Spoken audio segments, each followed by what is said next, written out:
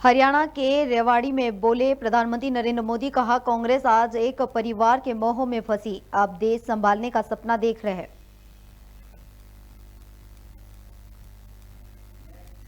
बिहार के बक्सर में पहुंची भारत जोड़ो न्याय यात्रा में बोले राहुल गांधी, प्रधानमंत्री ने किसानों का 1 रुपया माफ नहीं किया, लेकिन कुछ अरबपतियों का लाखों करोड़ों रुपए माफ कर दिया। दिल्ली के सीएम केजरीवाल ने विधानसभा में विश्वास प्रस्ताव किया पेश, कहा आज सभी प्रदेशों में सरकारें गिराई जा रही, बीजेपी ने आप के नेताओं को गिरफ्तार कर रखा है।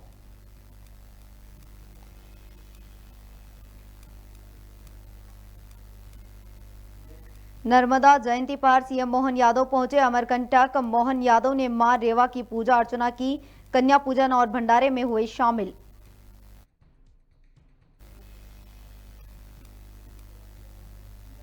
और पश्चिम बंगाल में रामपुर में कांग्रेसियों की सुरक्षा बलों से झड़प, सुरक्षा बलों ने कांग्रेस के प्रतिनिधिमंडल को जाने से रोका।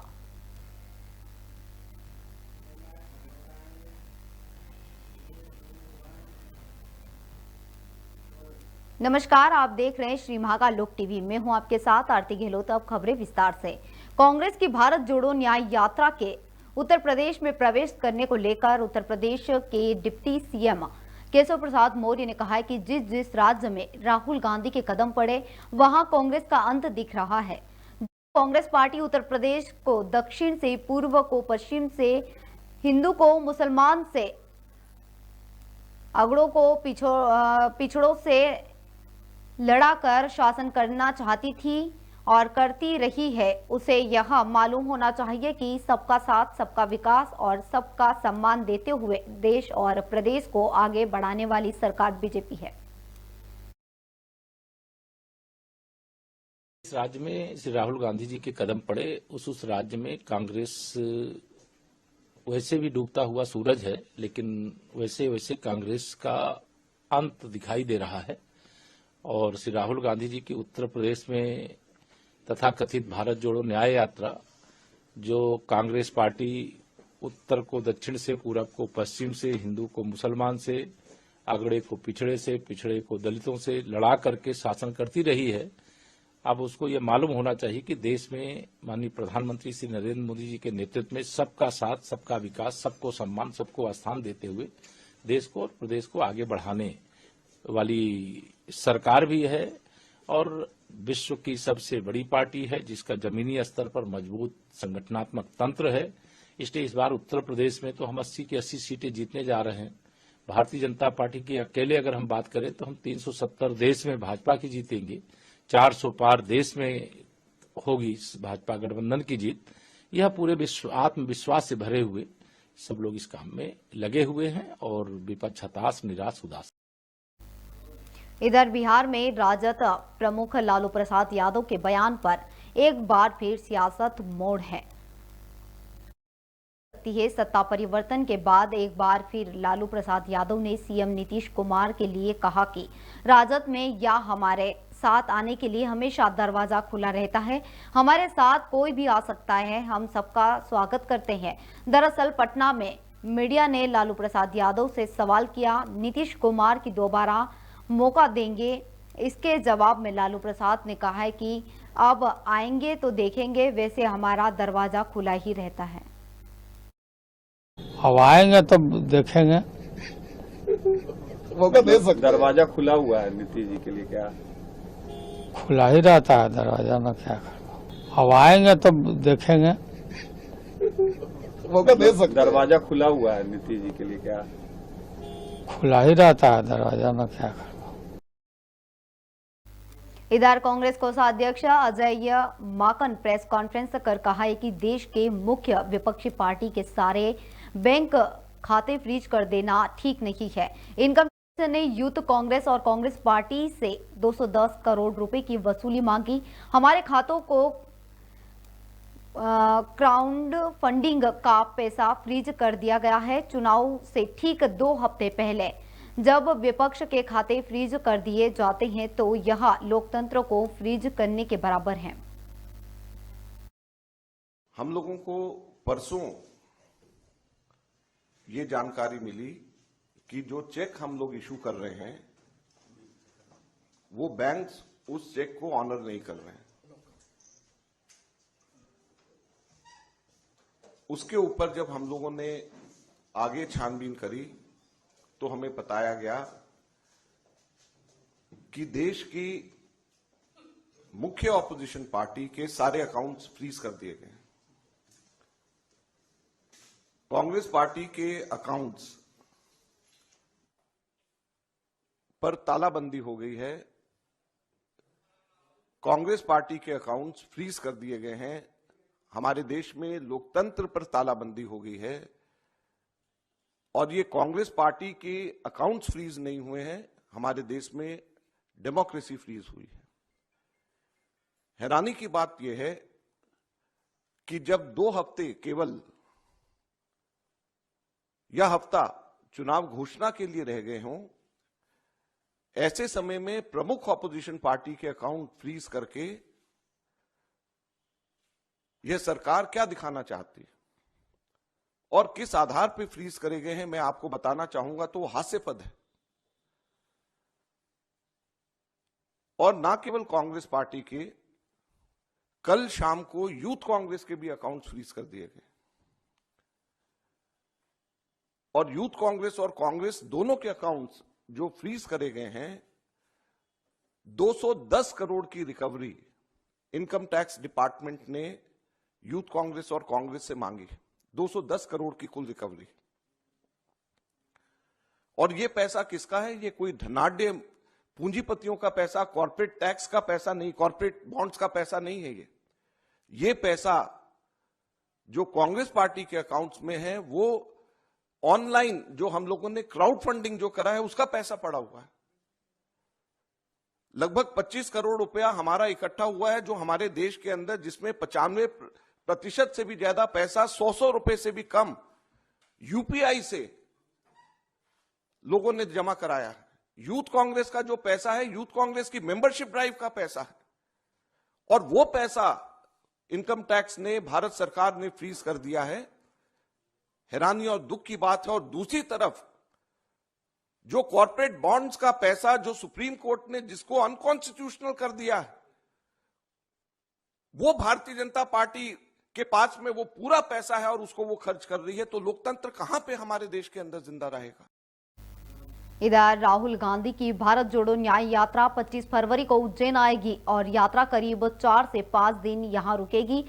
राहुल महाकाल मंदिर में दर्शन के बाद सभा को संबोधित भी करेंगे। इसको लेकर नगर निगम के नेता प्रतिपक्ष रवि राय ने बताया है कि भारत जोड़ो न्याय यात्रा करीब 4 से 5 दिन उज्जैन में रुकेगी। इस दौरान राहुल गांधी शहर से बाहर जाएंगे और करीब 5 दिन बाद वापस यात्रा में शामिल होंगे। वहीं शहर में राहुल गांधी का रोड शो भी होगा। बता दें कि उज्जैन के बाद यात्रा गुजरात में प्रवेश करेगी। हमारी कांग्रेस पार्टी के नेता राहुल गांधी जी इस देश में बेरोजगारी, अत्याचार, तानाशाही, बढ़ती हुई महंगाई, इन सब बातों को लेकर के भारत जोड़ो यात्रा के तहत न्याय यात्रा निकाल रहे हैं और उसका आगमन मक्सी से सीधे उज्जैन की ओर होगा। 25 तारीख को लगभग 4:30 बजे राहुल गांधी जी उज्जैन आएंगे। रिंग रोड से लेकर के हम लोग पहले उनको महाकाल मंदिर के दर्शन कराएंगे। दर्शन के बाद इंदौर गेट पर सारे कांग्रेस पार्टी के वरिष्ठ और कनिष्ठ नेता लोग वहाँ उनका स्वागत करेंगे। वहीं से हमारी न्याय यात्रा चालू होगी और इंदौर गेट से लेकर के दौलतगंज, दौलतगंज से लेकर के मालीपुरा और देवास गेट बस स्टैंड के पास में वहाँ पर माननीय राहुल गांधी जी जनता को संबोधित करेंगे। उसके बाद माननीय राहुल गांधी जी की यात्रा जो है बड़नगर रोड पर स्टे करेगी। 3-4 दिन का लगभग स्टे है और उसके बाद राहुल गांधी जी उसी रात को या सुबह प्रातः काल में बाहर उनके और भी कई दौरे कार्यक्रम हैं, वहाँ पर 3-4 दिन के लिए बाहर जाएंगे राहुल गांधी जी। उसके बाद 2 तारीख को यात्रा पुनः चालू होगी जो कि बड़नगर, बदनावर, रतलाम के बाद झाबुआ होते हुए ये यात्रा गुजरात की ओर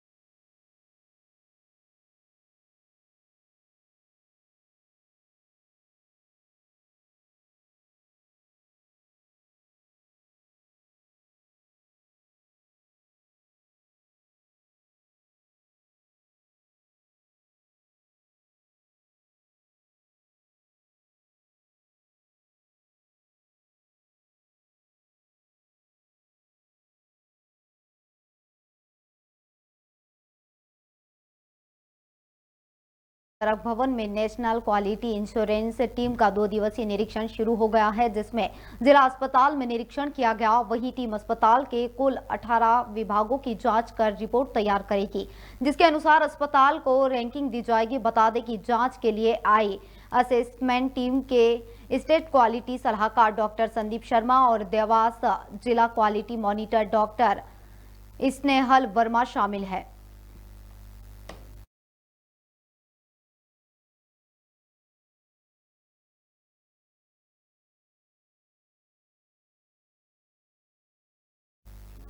उज्जैन के महाकाल थाना क्षेत्र के बेगम कॉलोनी में घर के बाहर देर रात तक शोर मचाने की बात को लेकर 2 पक्षों में विवाद हो गया।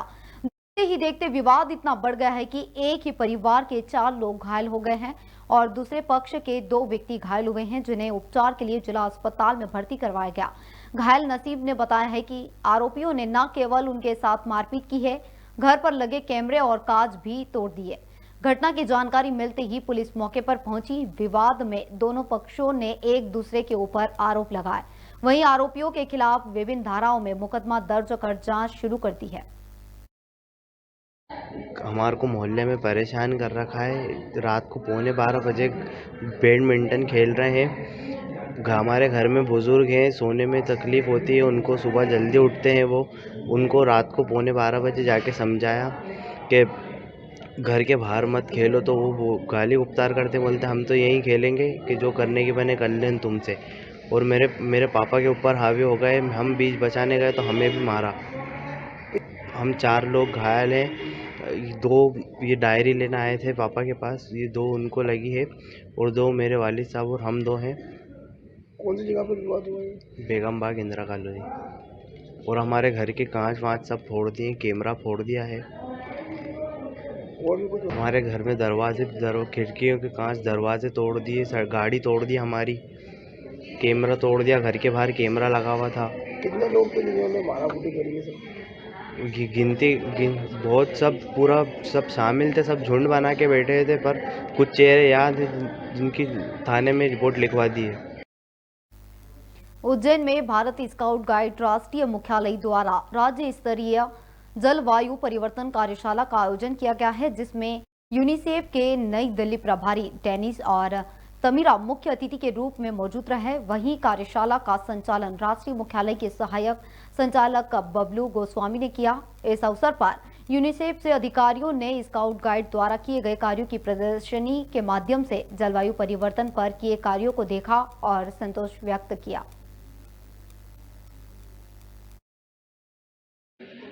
भारत स्काउट राष्ट्रीय मुख्यालय के द्वारा यूनिसेफ मध्य प्रदेश के साथ में प्रोजेक्ट लैब का कोलैबोरेशन है, उनके साथ साझेदारी है और दोनों के ज्वाइंट एक्शन में क्लैप नाम का प्रोजेक्ट जो है चलाया जा रहा है।